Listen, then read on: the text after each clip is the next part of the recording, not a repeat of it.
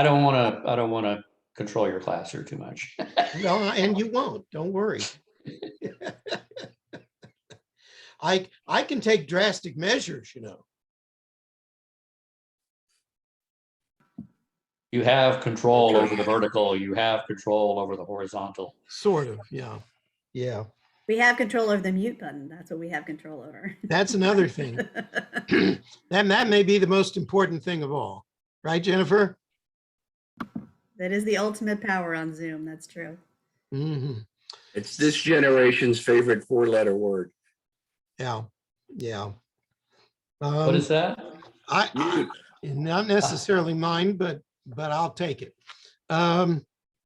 So we're starting a new unit today, and this will be our last unit because we're not going to have class beyond next week.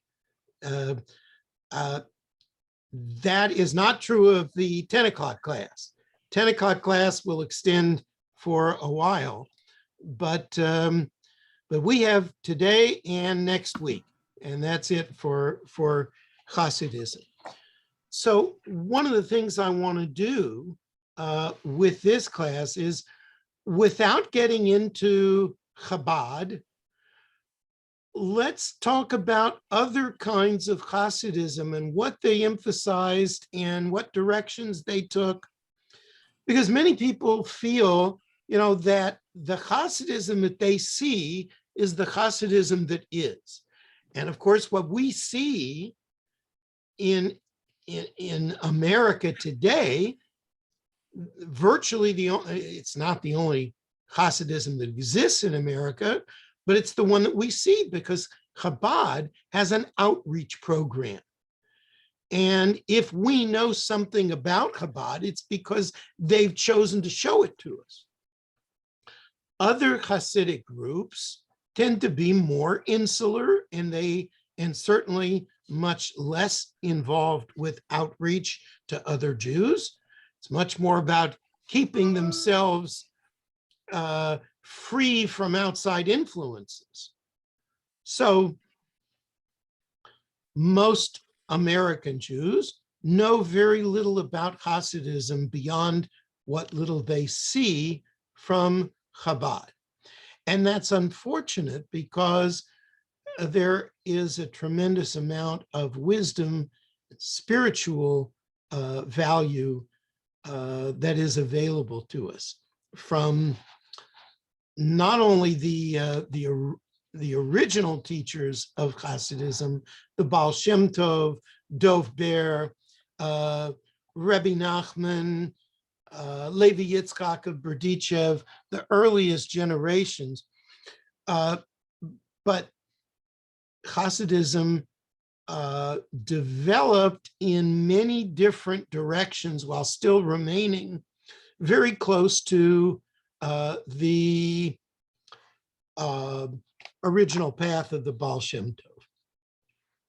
So you had Hasidic masters who were students of the Baal Shem Tov, who were students of Dov Ber, and they went out and founded congregations all over Eastern Europe.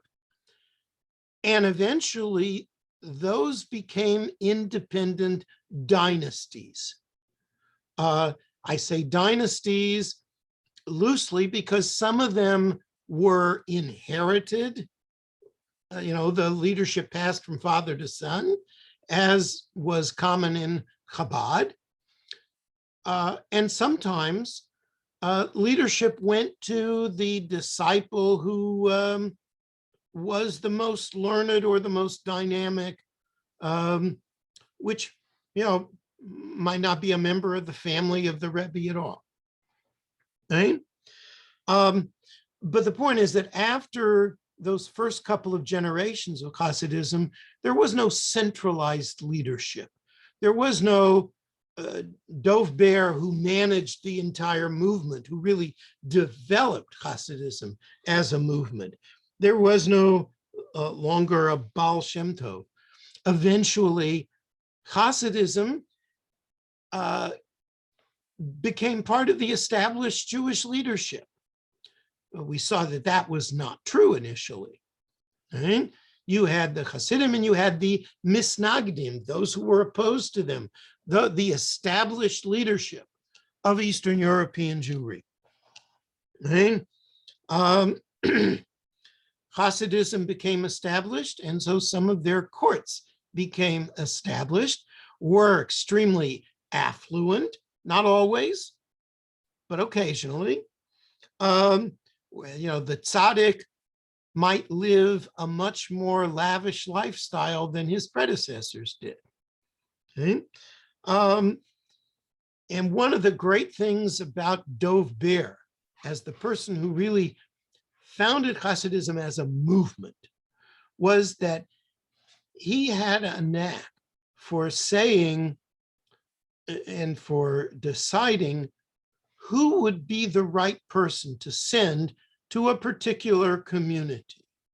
And he might have contacts in that community. And he would say, Chaim, you're going to be a great Rebbe. I want you to go to Lublin, and I want you to talk to, certain people there who have been sympathetic to us, and you will start a Hasidic congregation there, and you will change the community of Lublin. Okay?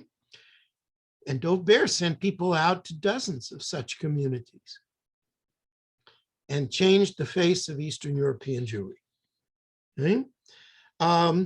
Different trends existed with different groups. Sometimes the role of the tzaddik was greater, sometimes not so much. Sometimes it was more about, the original teachings of the Baal Shem Tov. Everybody in the Hasidic world prized the teachings of the Baal Shem Tov. Not everybody emphasized them to the same degree. But,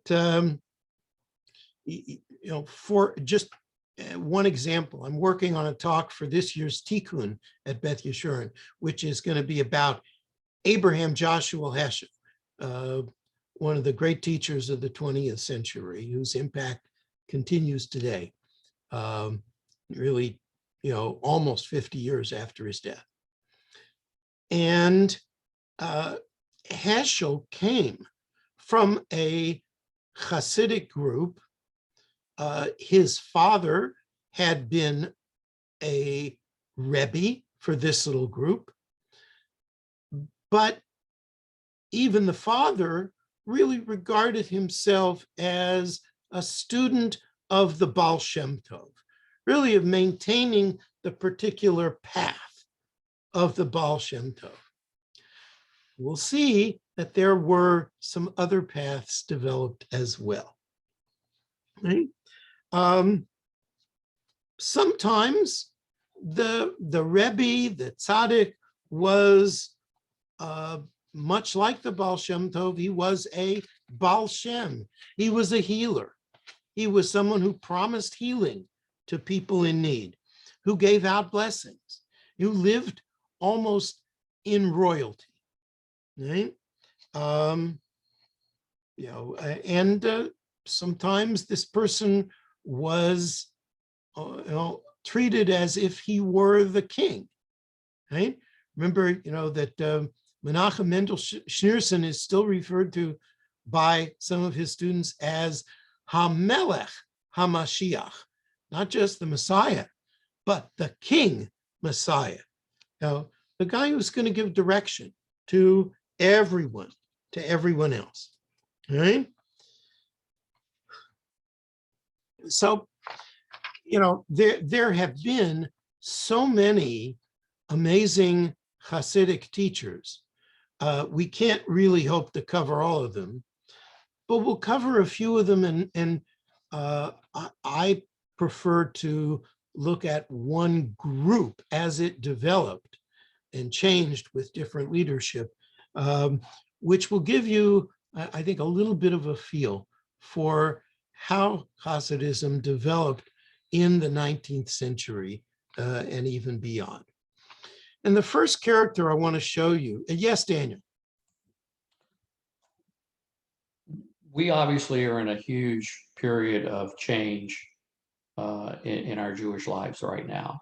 And what I would be interested as we go along these last two classes is how the everyday Jew who was living in this transition from Hasidism being an extreme little corner of Judaism to having an extreme impact on how we practice today, during that early, whatever it was, 100, 200 years, how the daily life of the Jew and confronting that. I mean, the center of his or her life was being altered, and how did they react to? Did they go quietly into that good night, or did they, really fight back? That's just sharing some thoughts to you. Yeah, to sure. Night Spring. So just to kind of prep you for this, the Rebbe obviously had a tremendous influence over how people would respond to different kinds of changes. And you'll sort of have to derive from the particular spiritual direction they took, what direction they would lead their followers into in other areas, right? So for instance, if you want to know how Chabad approached dealing with the conflict between Napoleon and the Tsar, right? So obviously something that had a big impact on everyday life. Which side were you going to support? Well, Chabad went for the Tsar, right? Chabad said, go with the devil that you know. And because the Rebbe said, with Napoleon, there will be all sorts of modernizations which will present different challenges to Jewish survival. And you could already see a little bit of what was happening in Western Europe.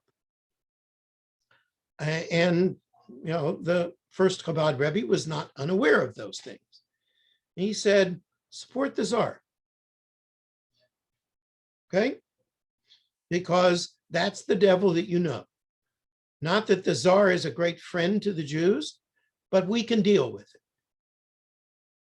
And we can maintain our traditions within that. Other Rebbes, I would say more on that particular question, agreed with Chabad, not all of them. Okay? But as other specific questions come up, by all means, bring them up when we get to them. Okay.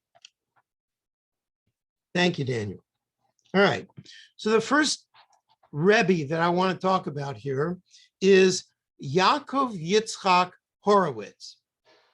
Say, oi, another Horowitz. We can barely deal with the one that we've got, right? But here's one, may have been a relative of mine, maybe not even crazy enough to be part of my family.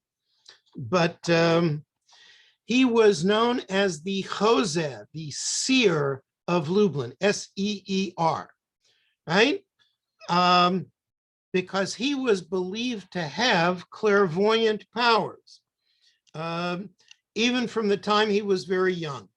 And he became known as the seer of Lublin, right? It was a very joyous court, and there was a lot of emphasis on celebration of being a Jew, even when times are hard, when times are bad. It's a privilege, it's a joy to be Jewish. And for the Chozeh, he just assumed that people needed him to produce results, even if they were wonder-working results, right? And, you might say, well, I don't believe in any of that. It's perfectly okay.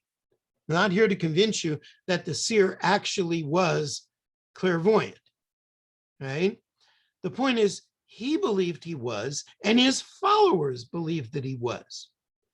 He was seen as a wonder worker, as somebody who could produce things that his followers needed. Right?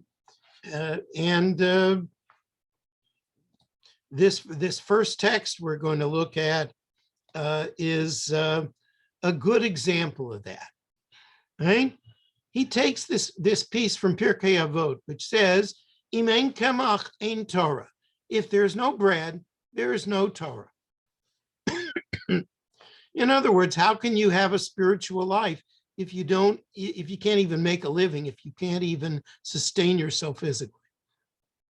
And so he says, it is incumbent upon the tzaddik to be occupied with Torah precisely in order to draw down bread, to draw down sustenance. For it is known that the light and holiness of the blessed God is garbed in the letters of the Torah. Now, the letters of the Torah were believed to have great power in the mystical tradition, right? So he has to be able to draw down from above to meet the needs of people on earth, provide ample sustenance before anything else. His first goal should be to see that they have their needs before causing the world to return in repentance.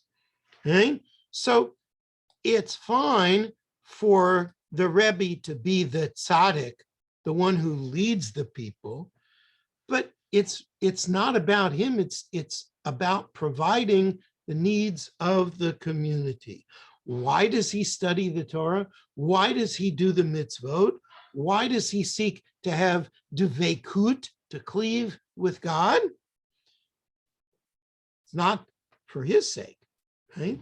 It's for the well-being of the community and for their physical needs first, right?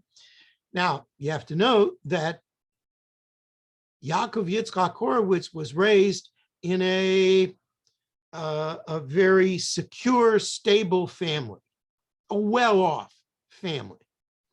And he understood that that was important for his own ability to focus on spiritual goals. And so maybe it's important for everybody else too, right? Now, a lot of Hasidic teachers did not agree with that. Says, poverty was, in some cases, was a mitzvah for the Hasidic leader, right? And it was, it was good to have just enough to meet your physical needs and share the rest, right? It was a very frequent tradition among Hasidic rabbis that they would leave no cash in the household overnight. If there was money left over that they hadn't spent during the day, they gave it to beggars at night. That was it. Right? So here is a different idea where the Rebbe, who's supposed to be the most spiritual person, has to produce the most material actions and results. Sir of Lublin also was big on the idea of bringing the Messiah, because that's the ultimate concrete result, right? If you can get that, you can get everything else, right?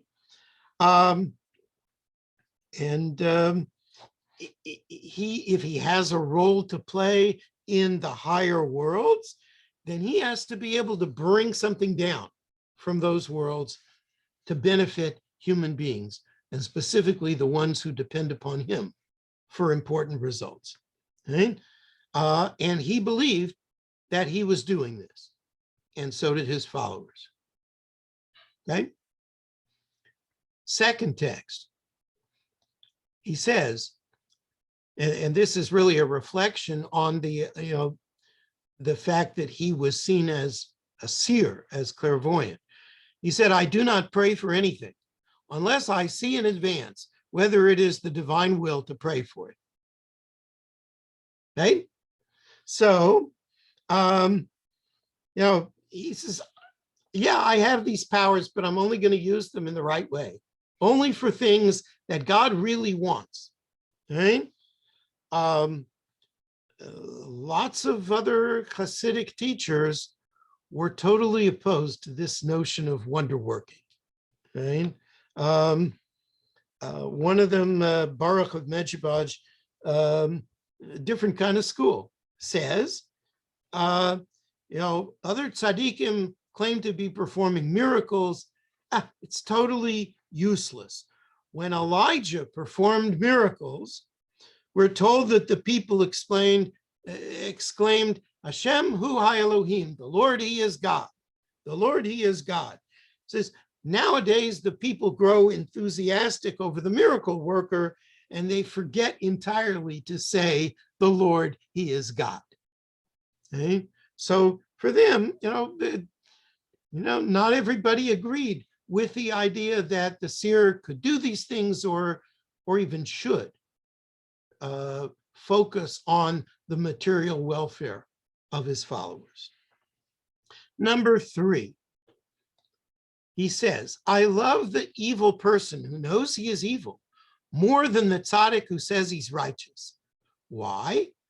Because the evil person who knows he is evil speaks the truth. The tzaddik who says he's righteous is a liar. As it is written, there is no one in the world who does not sin. Hence, the righteous man who claims he's righteous is false.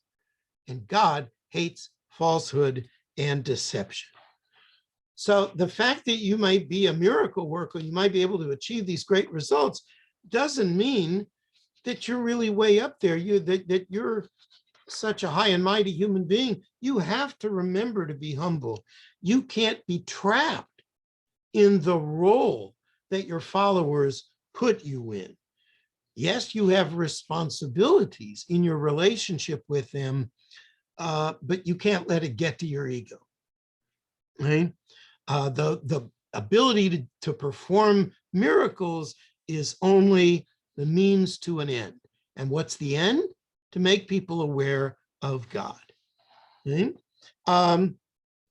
Text number 4. This is part of a series of teachings, hanhagot, specific practices that he followed. Not necessarily that he recommended to his followers, but that he himself personally practiced. I have made up my mind not to think any longer of what people think of me. If the thought happens to enter my mind, I must remember that it makes no difference. Now, you ask any rabbi today if they follow that lead. It's very difficult, okay? I don't think about what people think of me. Okay? That's a really tough job. Okay? There is this, we talked about the teaching of hishtavut, of equanimity, of being the same, essentially, whether people agree with you or not. It's a high goal to attain. It's not simple to get there. Similarly, he says, I must not be concerned about whether I tell them any new ideas I have in a sweet manner or in an ordinary manner. As long as they are for God, what difference does it make? Whenever these things are said, I must always remember it makes no difference whether it is this way or the other. So this is about questions of style, right? Some rabbis, they're great in style. And for the seer of Lublin, it really doesn't matter. He says, that's just style. That's not about, what I'm really teaching. I must be careful never to think about money. It's a lot easier if you've got a little bit, but still. Right? I must never want anything from this world, only for the Lord, blessed be he alone. I must remember never to forget God. and never to be wild. I'm going to come back to that one in a minute and why that was significant for the seer. And to prevail over the Yetzer Hara for the sake of the glory of heaven. Right? It's not that I don't have a Yetzer Hara, he says. I have to prevail over it. And why? Not just for me, but God needs me to do that. And to be very careful not to reveal that which resembles prophecy. And if it becomes necessary to reveal it, to do it with great circumspection with the help of God. In other words, yeah, I'm a miracle worker. God forbid I should be a show-off. That's not what it's about. Okay? So, hishtavut, equanimity, humility, not flaunting his powers, being judicious in the way he utilizes what gifts he has. Now, why, back to this piece about never to be wild, right? Apparently, when you run a very joyous court, it can get a little bit out of hand. There was apparently on Simchas Torah in 1815, or 1814, the year before he died, the celebration got so raucous, and the effort to bring the Messiah got a little bit out of hand, and the seer of Lublin fell out of a window, which caused him severe injuries and eventually his death. So you got to remember, stay within the lines, right? Stay within the law. The tzaddik can be tempted to go beyond the law, but ultimately that may not work out well. The goal never to think about money, right? Well, some Rabbis had very lavish courts, although some of them never really took personal benefit from them. The lavish was for the followers. But very important not to get caught up in that search, and never to forget God. Always have your devekut, always be connected with God. Okay? Next text. I'll take questions and comments when we get through with this one. If a man forgets to cleave to God for 1 second out of the 3,600 seconds in an hour, it would be better if he remained like a body without a soul and be called dead. Right? So again, that devekut is very precious. You got to maintain it all the time. Right? And that was, one of the things that certainly Yaakov Yitzhak believed it about himself, and his followers believed it about him. You can read up on his teachings, and in fact, my teacher, Dr. Byron Sherwin, Olav Shalom, wrote a whole book on Yaakov Yitzhak Horowitz called Worker of Wonders. Right? And you can decide for yourself how real he was at that. Okay. Comments, questions? Yes, Lou. The tzaddik concept really developed with Hasidism, but was there a tzaddik concept prior to Hasidism? In the sense that occasionally you had charismatic leaders who people would, go to, but, they didn't have an overall approach to Judaism. It was just, they had a certain charisma and they utilized it on behalf of those who came to them. You see kind of hints of this among some of the leaders of the Hasidei Ashkenaz in the 11th, 12th, 13th century. But there's still a big difference between them and the Hasidic Rebbe. Other questions, comments?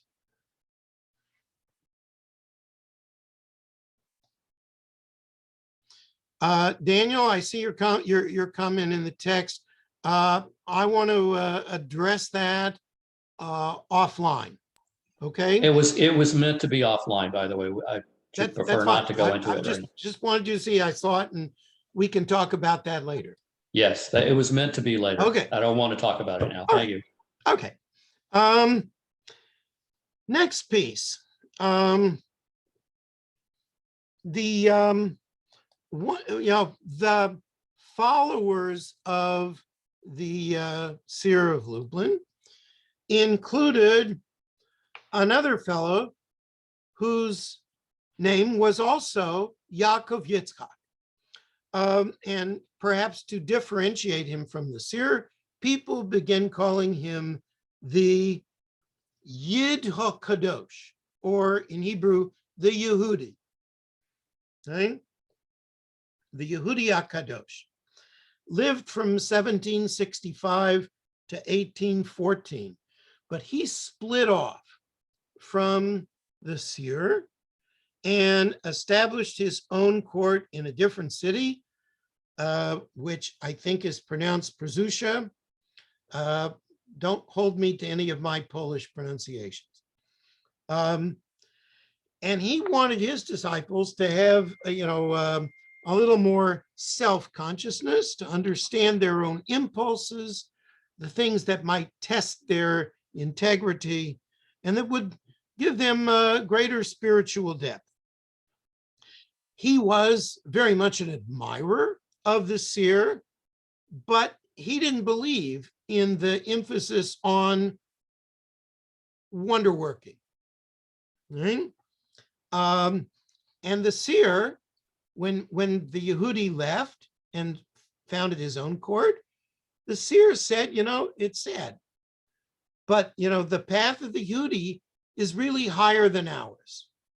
But this is our path. It was started by people before me, and it's going to continue after I'm gone, and that's it. And the Yehudi is a great Rebbe. Okay, and ultimately, historically, he was considered great. Okay, so here is text number 6. He says, "What mastery is there in being a wonder worker? Any man of a certain achievement in God's service has in his power to turn heaven and earth topsy-turvy. But to be a Jew, that's really hard." Right? So, a lot of early Hasidim, like other Jews at that time, had many superstitious beliefs, and the Yehudi said, that's just stupid. That's just vulgar. A Rebbe can't be a Rebbe if he's going to allow that.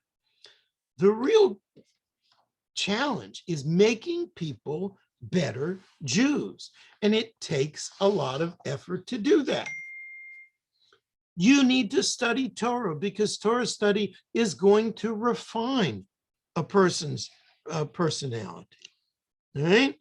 So the Yehudi wants to rebalance Hasidic life, strengthen the priority of Torah learning, and yeah, a tzaddik could accomplish great things, but to be a Jew, to change yourself, that's even greater.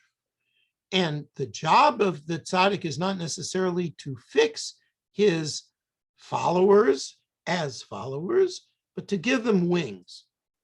Right? Train them to be Rebbes for themselves, at least, if not for others.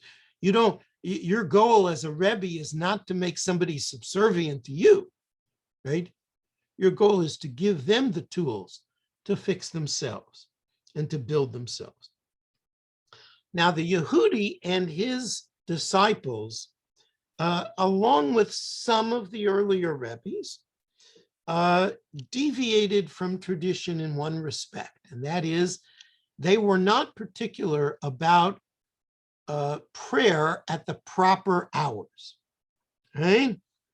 They would sometimes wait until they felt adequately prepared for prayer when they were properly mindful. So, the issue is, the rules of prayer versus what's the way that you make the tradition work for you, right? And not making the rules a substitute for real religious experience, right? So the Yehudi says, it might be different on a different day.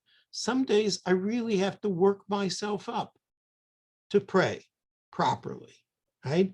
And that takes precedence over having to say Shema before, let's say, 10 o'clock in the morning, right? So one of the things he said, right? You'll like this one. All the rules a person makes for himself to worship God are not rules. And this rule is not a rule either. Right?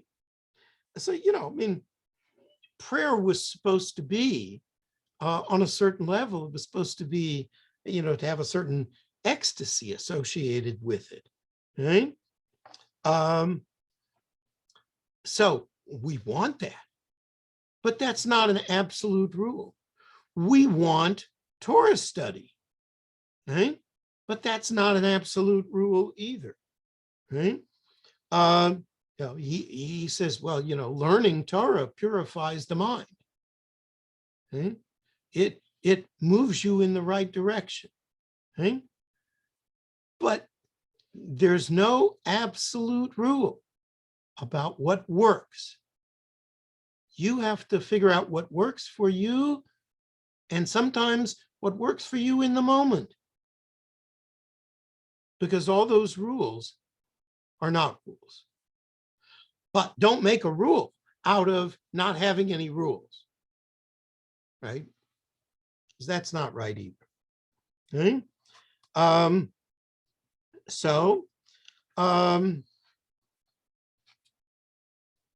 This is an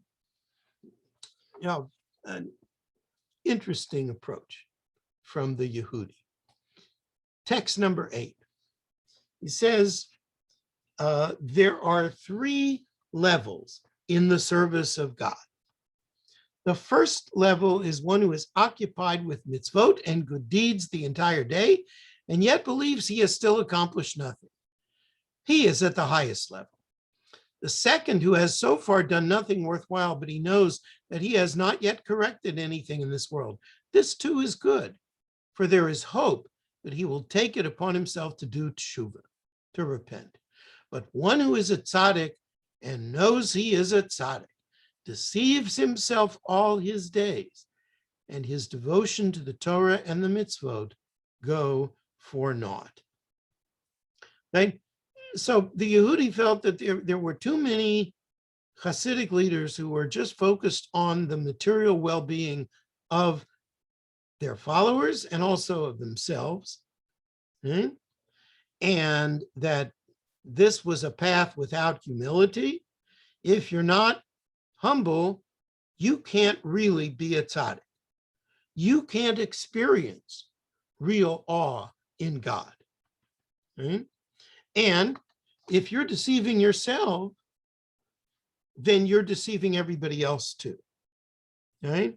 So that's a big priority for Hasidim, for the Yehudi.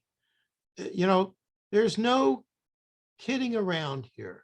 There is no self-deception allowed. Right?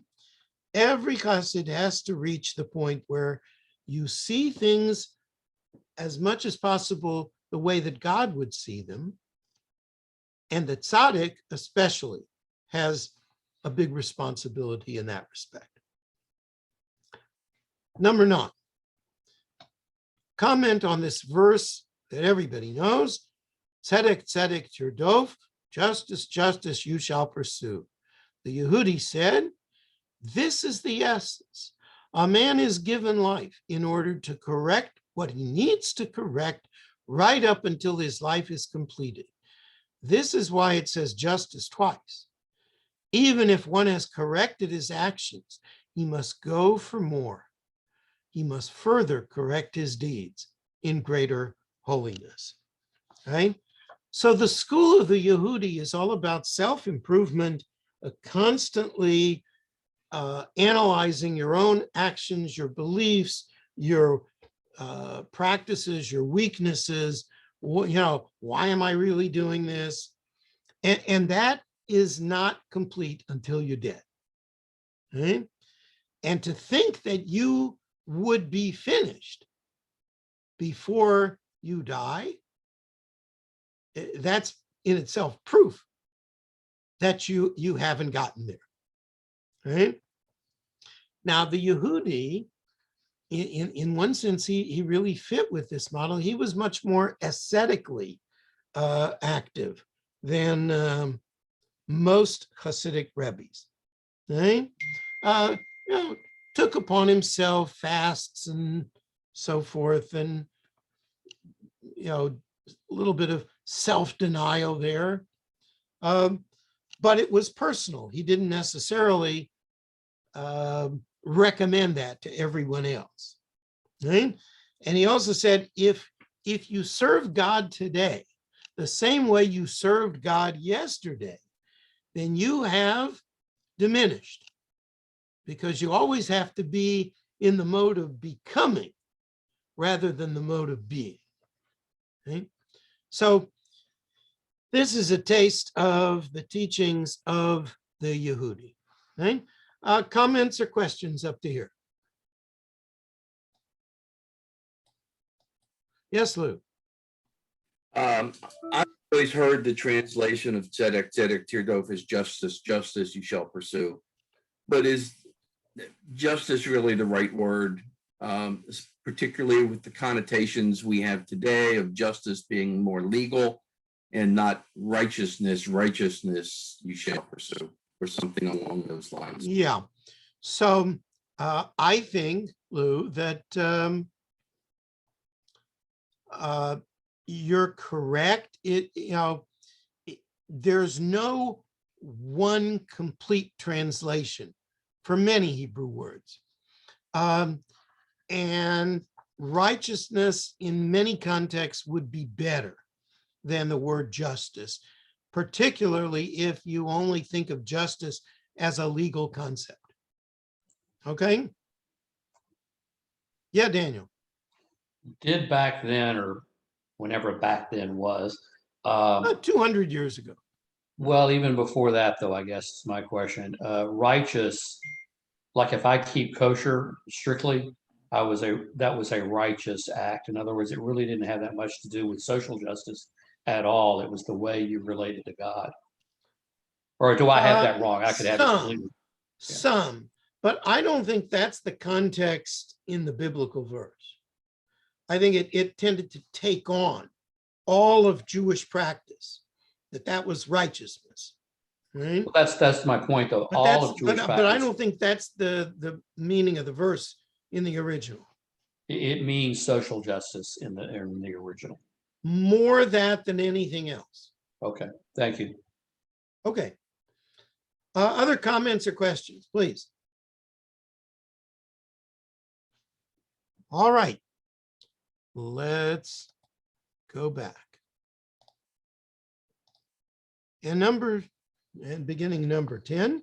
So when the Yehudi died, most of his students followed the leadership of Simcha Bunim. Right? Now, Simcha Bunim was very unusual as a Hasidic Rebbe in that he was someone who didn't just live in the Hasidic world all his life. He had traveled in the West, in Western Europe. He had engaged in business, wore Western clothing when he lived in the West. He was a pharmacist, so he had learned some German and Latin in addition to, Hebrew, Yiddish, Polish, right? And eventually he turned to Hasidism and became a follower of the Seer of Lublin, and then turned to the Yehudi when the Yehudi went to Prussia, right? Now, the Seer of Lublin and the Yehudi both died within a very short time, along with another major Hasidic Rebbe, the Koznitzer Maggid. And so the idea of, who was going to succeed the Yehudi was very important and influential. Okay? Simcha Bunim was less interested in the ecstatic part of Judaism, more interested in the intellectual path of Torah learning, because that's a more reliable way of figuring out where you are spiritually, as a person. And what this does is, if it's about what you've learned and not just what you've experienced, then you're not as reliant on the Rebbe, because if you've learned it, then you've learned it, right? You've absorbed it. He's interested in Dveikut. He's interested in Hitlahavut, in this, ecstatic flame of worship, but it's not as big an influence in his thought and in what he teaches to his followers. He says, like the Yehudi, that yes, there's a path for every individual within the general range of Jewish tradition. And we'll see that here in the next text. Right? He takes this verse from Job, which says, I clothed myself in righteousness and it fit me, it robed me. Okay? And Simcha Bunim says, also with regard to commandments, divine service, and perfection, a person should clothe himself in something designated for him. That's what it means when it says, and it fit me, right? In other words, you have to be authentic. You have to do what fits you as an individual. Now, know thyself, but I don't know that Simcha Bunim ever heard it in any of the languages he knew. He said, know your own limitations, know your own temptations, especially, know your strengths. And sometimes you have to make the tradition fit you. So for instance, here he says, if keeping Shabbat is just a remembrance, something one remembers he saw his father do, he may be called Shabbat observant, but he's not doing God's will because he's not thinking about that at all, right? You have to do it because it's part of you. You have to make it part of you. It's not enough just to keep Shabbat because your daddy kept Shabbat or your teacher kept Shabbat. You have to find a way to make Shabbat part of your soul. Okay? Number 12, very famous teaching.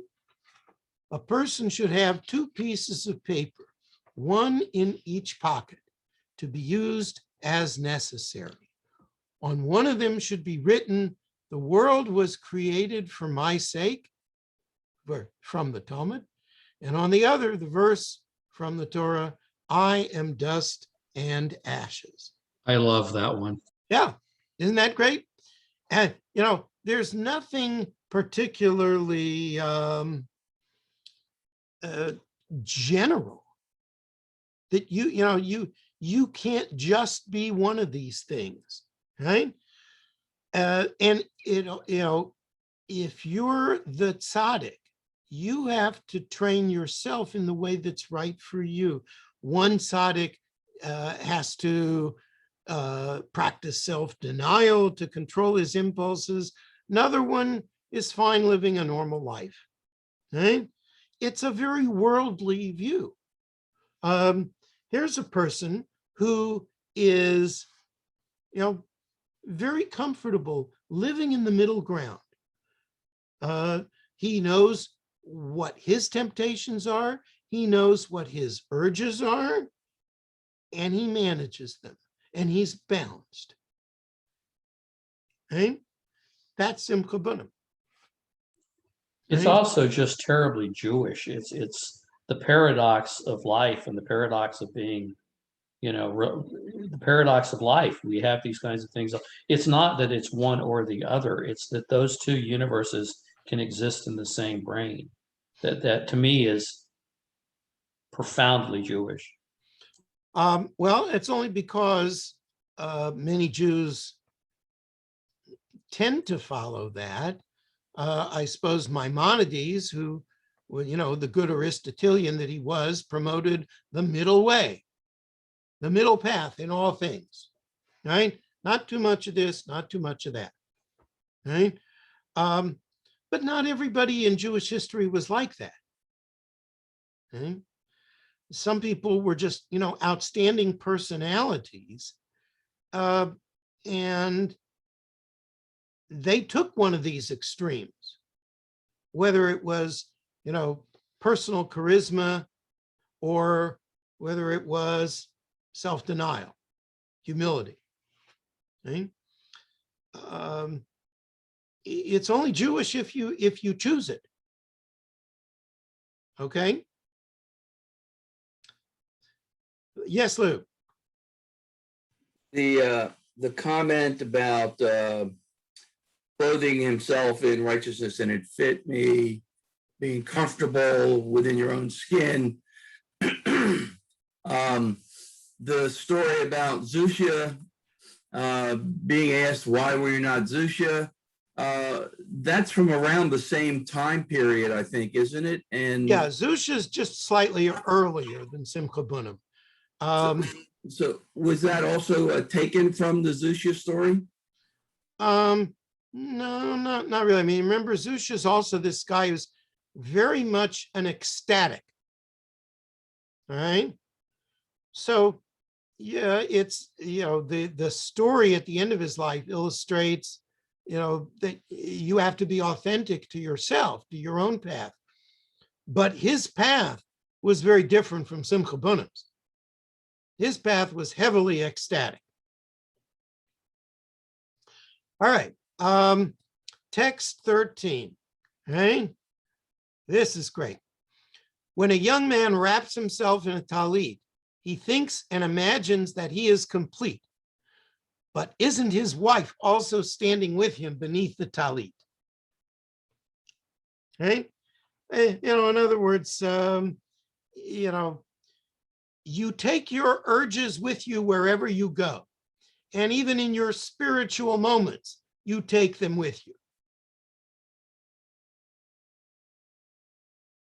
That's Simcha Bunim too. All right, last one for Simcha Bunim.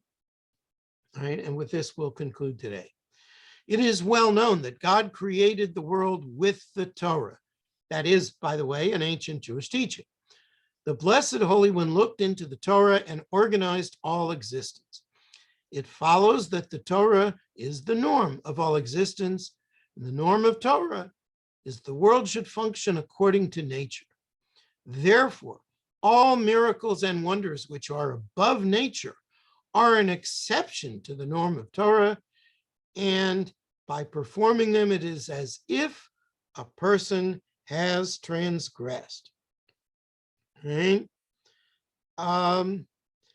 This is pretty much the opposite of what the Seer of Lublin had in mind. Right? To bring about miracles, well, yeah, the tzaddik can do that, but that's against God's design. That's against God's will as we see it in the Torah. Yes, Lou? Is he saying that the miracles that God performed in the Torah were not necessarily miracles? Or that they were God's miracles and they were not meant to be performed by human beings. But it's okay for God to go outside the norm. Right. Because God is the norm. Okay. Thank you very much, Daniel. Give me 10, okay? All right. Thank y'all very much. See you next week for the thrilling Hasidic conclusion. Bye. Thank you. Thank Bye, you. Rabbi.